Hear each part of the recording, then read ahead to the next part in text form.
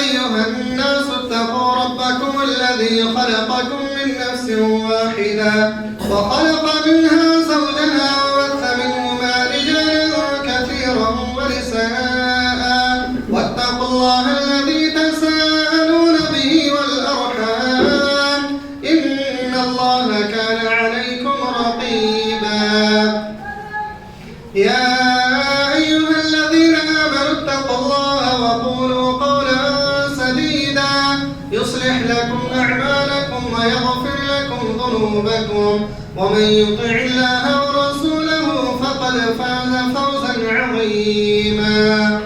وقال الله تبارك وتعالى في كلامه المجيد: أعوذ بالله من الشيطان الرجيم. قد كانت لكم أسوة حسنة في إبراهيم والذين معه إذ قالوا لقومهم إنا براء منكم ومما تعبدون من دون الله كفرنا بكم وبدا بيننا وبينكم العداوة والبغضاء أبدا حتى تؤمنوا بالله وحده. وقال النبي صلى الله عليه وسلم: بني الإسلام على 5: شهادة أن لا إله إلا الله وأن محمدا رسول الله وإقام الصلاة وإيتاء الزكاة وصوم رمضان وحج البيت من استطاع إليه سبيلا. رب اشرح لي صدري ويسر لي أمري واحلل عقدة من لساني يفقهوا قولي. ربي زدني علما اللهم ربي زدني علما اللهم ربي زدني علما. تمام قسم کی تعریفات توصیفات کبریائی بڑائی بزرگی اس رب ذوالجلال کے لیے لائق و زیبا ہیں جنہوں نے ہم تمام بنی نوع انسانیت کو اشرف المخلوقات بنایا ہے اور بے شمار پیغمبرات ہمارے رشد و ہدایت کے لیے دار فاری کے اندر مبعوث فرمایا، جن میں سے ہماری آخری نبی تاجدار مدنی جناب محمد اکرم صلی اللہ علیہ وسلم ہیں، جن پر لاکھوں کروڑوں درود و سلام ہو. اللہم صلی علی محمد وعلی آل محمد کما صلیت علی ابراہیم وعلی آل ابراہیم انکا حمید مجید. اللہم بارک علی محمد وعلی آل محمد کما بارکت علی ابراہیم وعلی آل ابراہیم انکا حمید مجید. محترم سامعین کرام، حاضرین جمعہ و حاضرات، بزرگوں، دوستوں، ماں بہنوں، اللہ سبحانہ و تعالیٰ نے ہمیں اور آپ کو مومن اور مسلمان بنایا ہے، اس میں کوئی شک نہیں ہے. اس کے لیے ہم اللہ کا شکر ادا کریں، بولے الحمدللہ. لیکن ہمیں اور آپ کو اس بات پر غور کرنا چاہیے اور ایک سوال اٹھانا چاہیے کہ ہم اور آپ مسلمان ہوئے کس وجہ سے، کس الفاظ کے ذریعے سے ہم اور آپ مسلمان ہوئے ہیں، یہ سوال اٹھانا چاہیے. یقیناً جب یہ سوال اٹھائیں گے تو آپ کے سامنے جو بات آئے گی، سب سے پہلی بات ہوگی کہ کلمہ توحید کی وجہ سے ہم اور آپ مسلمان ہوئے ہیں. کیونکہ کلمہ توحید ایک واحد ذریعہ ہے اسلام میں داخل ہونے کا. جس انسان کے اندر کلمہ توحید نہ ہو وہ انسان مسلمان نہیں ہو سکتا. مسلمان اور کافروں کے درمیان میں جو چیز فرق کرنے والی چیز ہے وہ کلمہ توحید ہے.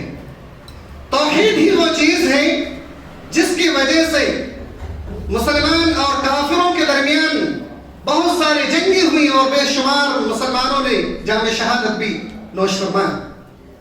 توحید ہی وہ چیز ہے جو اسلام کی بنیاد ہے. توحید اسلام کا پہلا فرض ہے. اگر اسے کوئی ادا کرتا ہے کما حقہ اور اسی پر اس کی موت آتی ہے تو اللہ رب العالمین کا وعدہ ہے کہ اس کے لیے جنت ہے، اور اگر اسے وہ شخص ادا نہیں کرتا ہے تو اس کے لیے جہنم ہے.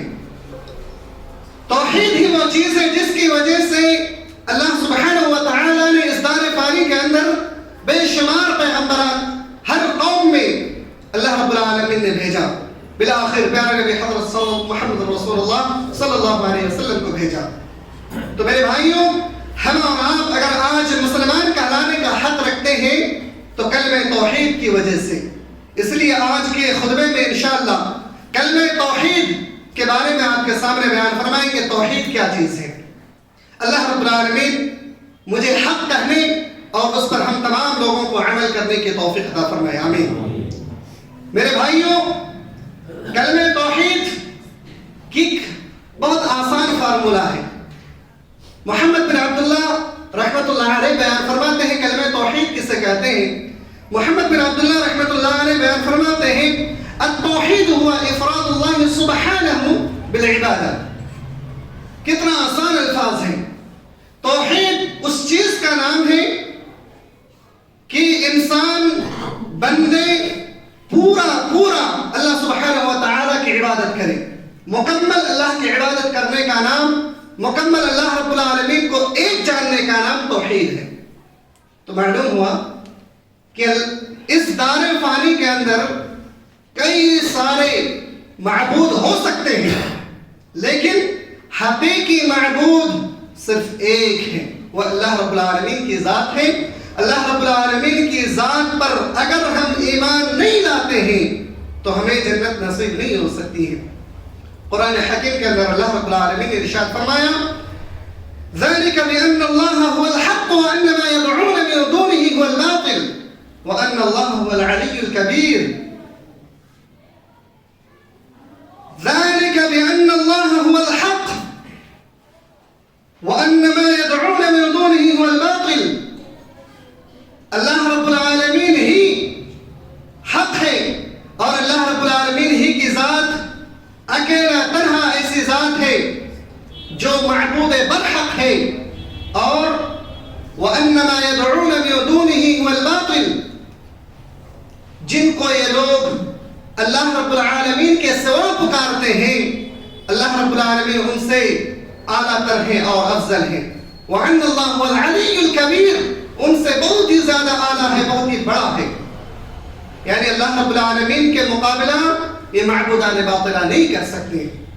تو معلوم ہوا کہ اللہ رب العالمین کے سوا دنیا میں معبودان کئی سارے ہو سکتے ہیں، ممکن ہیں، لیکن حقیقی معبود ہونے کے لیے ایک اللہ رب العالمین ہی کی ذات ہے، اور حقیقی معبود اللہ کے سوا کوئی اور ذات نہیں ہو سکتے ہیں۔ اور کوئی اگر حقیقی معبود ہونے کا دعویٰ کر رہا ہے تو اس سے بڑا جھوٹا دنیا کے اندر کوئی موجود نہیں ہے۔ اس کے بعد نبی کریم صلی اللہ علیہ وسلم جب اس دار فانی کے اندر مبعوث ہوئے، نبوت سے سرفراز ہوئے، تو اس وقت اللہ کے رسول صلی اللہ علیہ وسلم سب سے پہلا کام جو کیا وہ دعوت توحید تھی۔ لوگوں کو اللہ رب العالمین کی طرف دعوت دینا شروع کیا۔ لوگوں میں ہلچل سی مچ گئی اور لوگوں نے یہ کہنا شروع کر دیا کہ ہم تو اب تک کئی سارے معبودوں کی عبادت کیا کرتے تھے، ہمارے معبود تو 360 معبود ہوا کرتے تھے، لیکن کیا ایک شاعر، ایک مجنون کی وجہ سے، ایک دیوانے کی وجہ سے ہم ایک معبود بنا لیے، ایک معبود بنا بیٹھے؟ اللہ سبحانہ و تعالی نے قرآن کریم کی آیت کریمہ کے اندر یہ ارشاد فرمایا اجعل الآلہۃ الہ واحدا ان ھذا لشیء عجاب۔ نبی کریم صلی اللہ علیہ وسلم نے جب مکہ والوں کو دعوت توحید دینا شروع کیا تو مکہ والے 360 معبودوں کی عبادت کیا کرتے تھے۔ ان لوگوں کو بڑی عجیب معلوم ہوئی کہ یہ کیسا انسان ہے، 360 معبود کی جگہ پر ایک معبود بنا بیٹھا۔ اجعل الآلہۃ الہ واحدا، کیا انہوں نے صرف ایک معبود بنا بیٹھا اتنے سارے معبودوں کی جگہ پر؟ ان ھذا لشیء عجاب، یہ تو بہت ہی بڑی عجیب بات ہے۔ یقیناً کسی انسان کو جب کوئی نئی بات بتلائی جائے تو اس انسان کو بہت عجیب محسوس ہے، اچھا ایسا بھی ہو سکتا ہے۔ ایسے ان لوگوں کو بڑی عجیب محسوس ہوئی، لیکن دل ہی دل میں یہ بات وہ لوگ مانتے تھے، جانتے تھے کہ ہمارا مشکل کشا، ہماری مصیبتوں کو دور کرنے والا، ہمیں روزی دینے والا ایک اللہ رب العالمین کی ذات ہے۔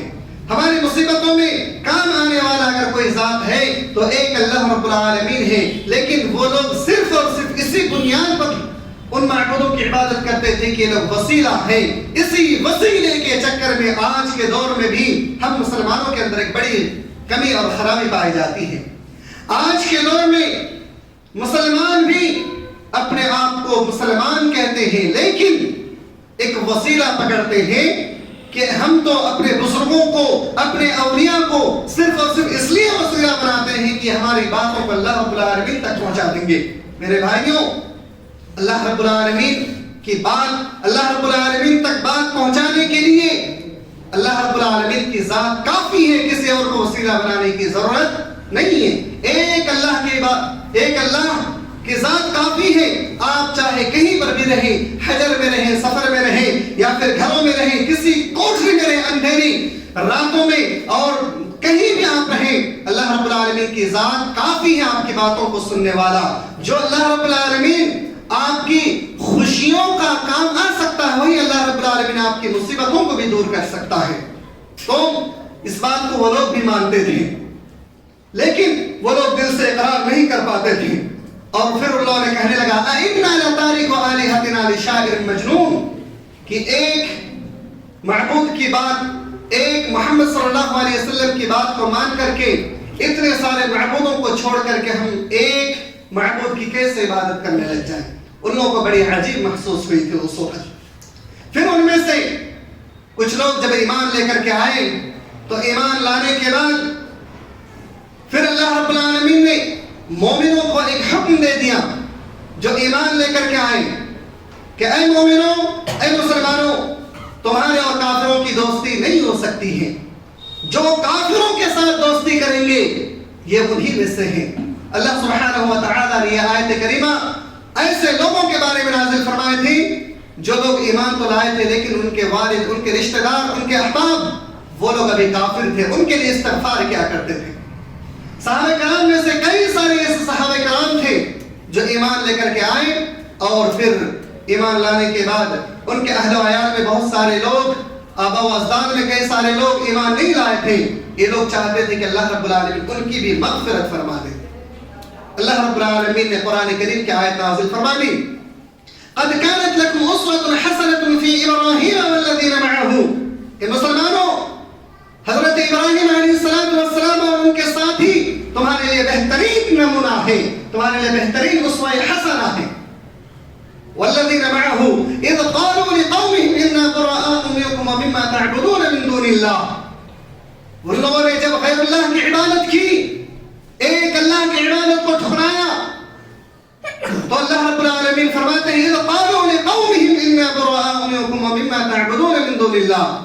حضرت ابراہیم علیہ السلام نے ان کے ساتھیوں نے کہا، اے میری قوم والو، اذ قالوا لقومهم انا براء منکم، ہم تمہاری ان معبودان باطلہ سے اپنے آپ کو بری سمجھتے ہیں اور ہم اس سے الگ تھلگ ہیں۔ یعنی ابراہیم علیہ السلام نے ان لوگوں سے الگ ہونے کا اعلان کر دیا کہ ہم تم میں سے نہیں ہیں۔ اذ قالوا لقومهم انا براء منکم ومما تعبدون من دون اللہ، تم جن لوگوں کی عبادت کرتے ہو ہم اس سے برات کرتے ہیں۔ کفرنا بکم، اور ہم ان تمام معبودان باطلہ کا انکار بھی کرتے ہیں جن کی تم عبادت کرتے ہو ایک اللہ کے سوا۔ وَبَدَا بَيْنَنَا وَبَيْنَكُمُ الْعَدَاوَةُ وَالْبَغْضَاءُ، اور فرما دیا سن لو کہ تمہارے اور ہمارے درمیان دشمنی ہے، بغض ہے اس وقت تک حَتَّى تُؤْمِنُوا بِاللَّهِ وَحْدَهُ، جب تک کہ تم لوگ ایک اللہ رب العالمین پر ایمان نہ لے کر کے آ جاؤ۔ تو اس آیت کریمہ میں مسلمانوں سے کہا گیا کہ اے مسلمانوں، یہ ابراہیم علیہ السلام اور ان کے ساتھ تمہارے لیے اسوہ حسنہ ہے، ایک نمونہ ہے۔ ان لوگوں نے بھی جب اسلام کو قبول کیا تھا، اسلام ان کی نظروں میں آ گئی تھی اور صحیح معبود کو جب پہچان لیا تھا، تو انہوں نے بھی اپنے رشتہ داروں کو، آبا و اجداد کو کہہ دیا تھا کہ ہم تم سے بری ہیں اور تمہارے معبودان باطلہ کا ہم انکار کرتے ہیں، ہم اس کے منکر ہیں، اور ہم تمہارے ساتھ اس وقت تک دشمنی مول لیتے ہیں جب تک کہ تم ایک اللہ رب العالمین پر ایمان نہ لے آؤ۔ مسلمانوں کے اندر جب صحابہ کرام میں سے چند صحابہ اسلام قبول کیا اور اپنے آبا و اجداد کے لیے استغفار کر رہے تھے، تو یہ آیت کریمہ نازل ہوئی، اور دلیل وہ لوگ حضرت ابراہیم علیہ السلام کو پیش کرتے تھے۔ میں یہاں پر ایک بات آپ کے سامنے رکھ دوں کہ یہاں پر جو ان لوگوں کے ساتھ کفر اور بغض کی بات کی گئی ہے، وہ کفر اور بغض ان کے ساتھ آپ استغفار نہیں کر سکتے ہیں، ان کے لیے آپ استغفار نہیں کر سکتے، اسی بات کی طرف کہا گیا ہے. لیکن ہاں دنیاوی معاملات میں آپ ان کے ساتھ تعلقات رکھ سکتے ہیں، لیکن حقیقی دوستی ایک مسلمان کے ساتھ جیسی ہونی چاہیے، آپ ویسی دوستی ان کے ساتھ ہرگز نہیں رکھ سکتے ہیں.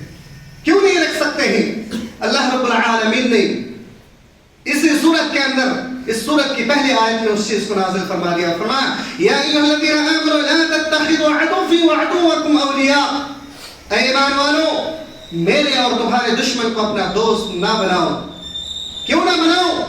کیونکہ تم اپنی رحم دلی کے ساتھ، نرمی کے ساتھ تم اس سے دوستی کا پیغام بھیجتے ہو، لیکن اگر وہ لوگ موقع پا جائے تو تمہیں بھی قتل کر دے. تمہیں معلوم نہیں کہ تمہیں ہجرت کرنے پر مجبور کیا، تمہارے نبیوں کو ہجرت کرنے پر مجبور کیا صرف اور صرف اس وجہ سے کہ تم نے ایک اللہ رب العالمین پر تم نے ایک اللہ رب العالمین پر ایمان لے آئے ہو. اسی بنا پر انہوں نے تمہیں اپنے گھر سے، اپنے وطن سے تمہیں ہجرت کرنے پہ مجبور کر دیا، اس لیے تم ان کے ساتھ دوستانہ تعلق نہ رکھو.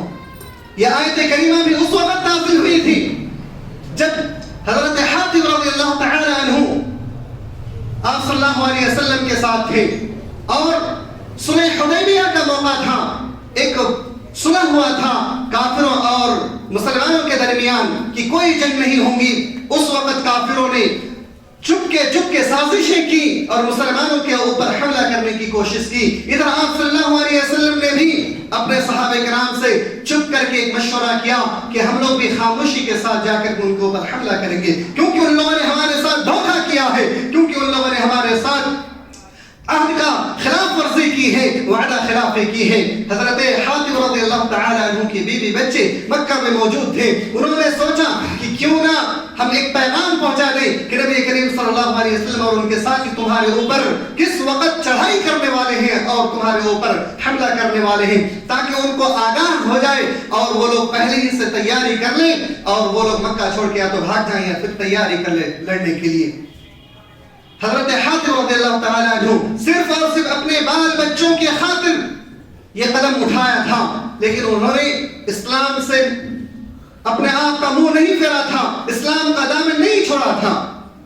پھر اللہ رب العالمین کی طرف سے یہ آیت کریمہ نازل ہو گئی. فرمایا کہ اے مسلمانوں، اے مومنوں، تم کافروں کے ساتھ دوستانہ تعلق نہ رکھو، تم ان کے ساتھ رحم دلی نہ کرو، تم ان کو چپکے سے پیغام نہ بھیجا کرو، کیونکہ وہ تمہارے دشمن ہیں.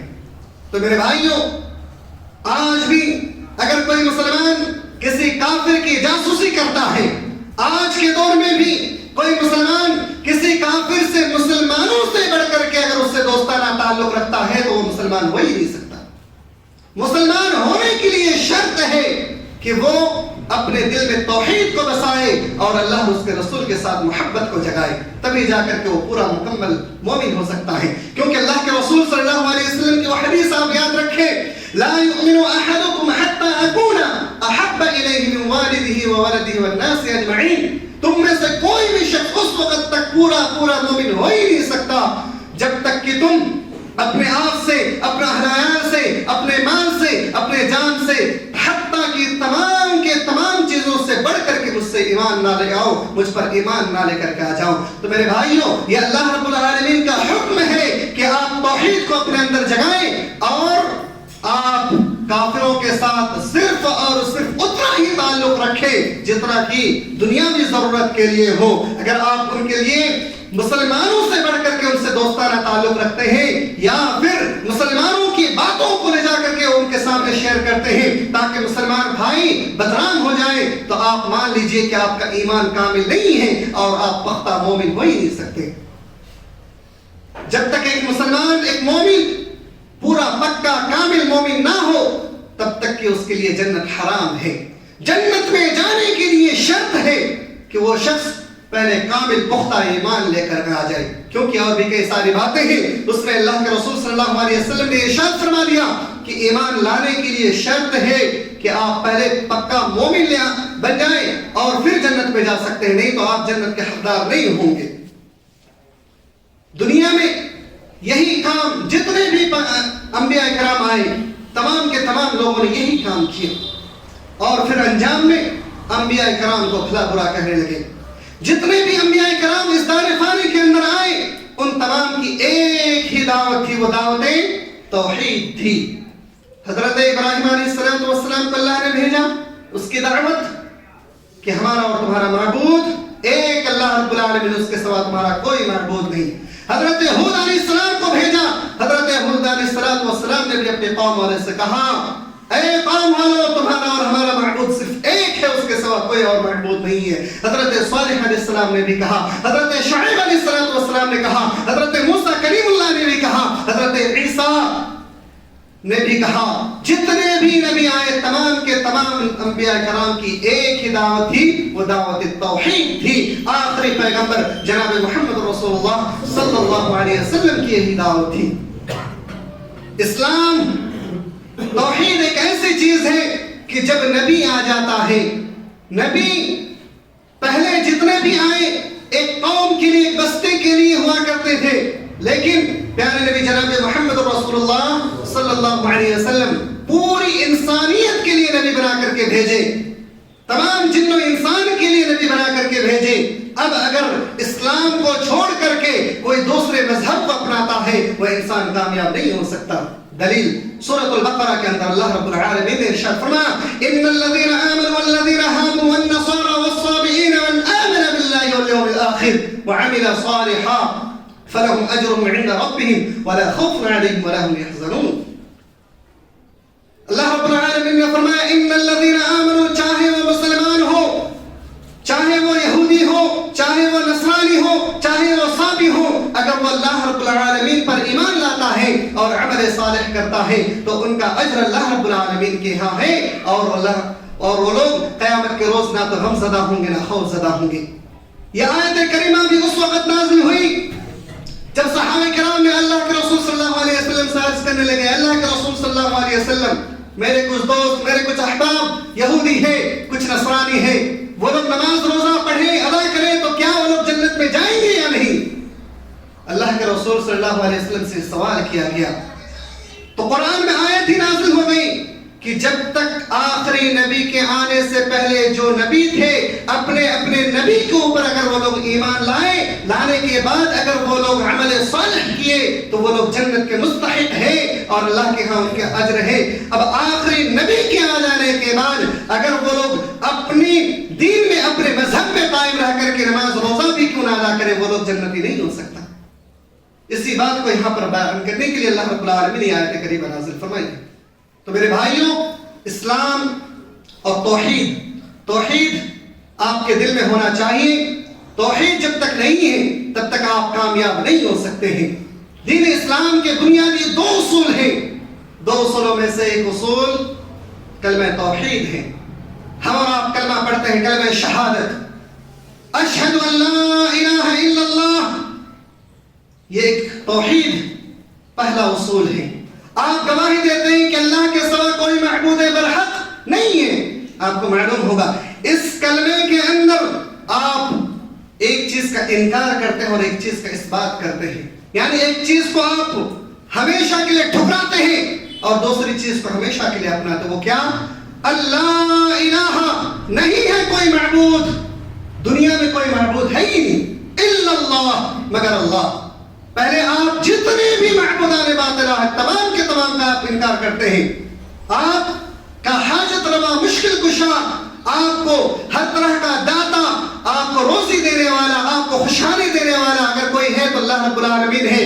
آپ اس کے علاوہ جتنے بھی ہیں آپ تمام کے تمام کا انکار کرتے ہیں۔ لا الہ، کوئی معبود نہیں ہے الا اللہ، مگر اللہ رب العالمین۔ تو اللہ کے سوا کوئی اور معبود نہیں ہے، یہ پہلا دین کا اصول ہے۔ اور دوسرا ہے وَأَشْهَدُ أَنَّ مُحَمَّدًا رَسُولُ اللَّهِ، کلمہ رسالت، اور میں گواہی دیتا ہوں کہ محمد رسول اللہ صلی اللہ علیہ وسلم اس کے آخری بندے اور رسول ہیں، اس کے بندے اور آخری رسول ہیں۔ میرے بھائیوں، تو یہ دو اصول ہیں، ان دونوں چیزوں کو آپ زبان سے اقرار کرنے کے ساتھ ساتھ دل سے جب تک تصدیق نہیں کر سکتے ہیں تب تک توحید آپ کے اندر نہیں آ سکتی ہے۔ چونکہ منافقین بھی زبان سے کہتے تھے لیکن دل سے اقرار نہیں کرتے تھے۔ آج کی تاریخ میں بھی آپ کو بہت سارے ایسے بھائی ملیں گے جو غیر مسلم تو ہیں لیکن کلمہ شہادت کو پڑھتے ہیں لیکن وہ دل سے اقرار نہیں کرتے ہیں. خود ہمارے وطن میں، ہمارے شہر میں ہم نے کئی سارے لوگوں کو دیکھا کہ وہ زبان سے کلمہ طیبہ، کلمہ شہادت پڑھتے تو ہیں لیکن دل سے اقرار نہیں کرتے ہیں. اس لیے میرے بھائیوں، دل زبان سے پڑھنے کے ساتھ ساتھ آپ دل سے اقرار بھی کریں کہ اللہ کے سوا کوئی معبود نہیں ہے. آپ کو جب بھی کوئی ضرورت ہو، کوئی مشکل ہو، کوئی پریشانی ہو تو آپ کو اس سے نکالنے والا، نجات دینے والا اللہ رب العالمین کی ذات ہے، اس کے سوا کسی اور کی ذات نہیں ہے. میرے بھائیوں، توحید کے بارے میں ہم نے ابھی تک آپ کے سامنے صرف یہ بات رکھنے کی کوشش کی ہے کہ توحید اصل میں ہے کیا چیز. اس بارے میں مختصر 2-3 باتیں آپ کے سامنے رکھی ہیں، لیکن توحید میں اصل جو چیز ہے وہ 3 چیزیں ہیں. ان 3 چیزوں کے بارے میں پھر انشاءاللہ آئندہ خطبے میں آپ کے سامنے بیان کریں گے.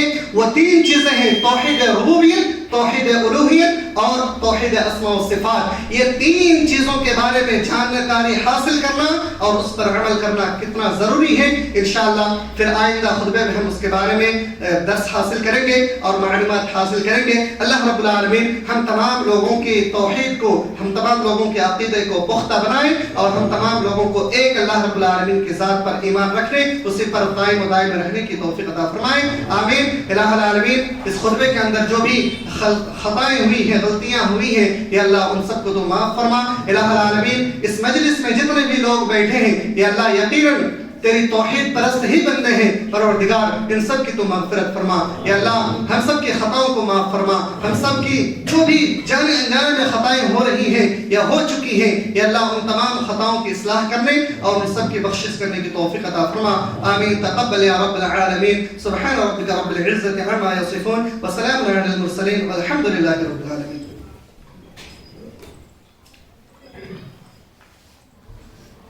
إن الحمد لله نحمده ونستعينه ونستغفره ونؤمن به ونتوكل عليه ونعوذ بالله من شرور أنفسنا ومن سيئات أعمالنا. من يهده الله فلا مضل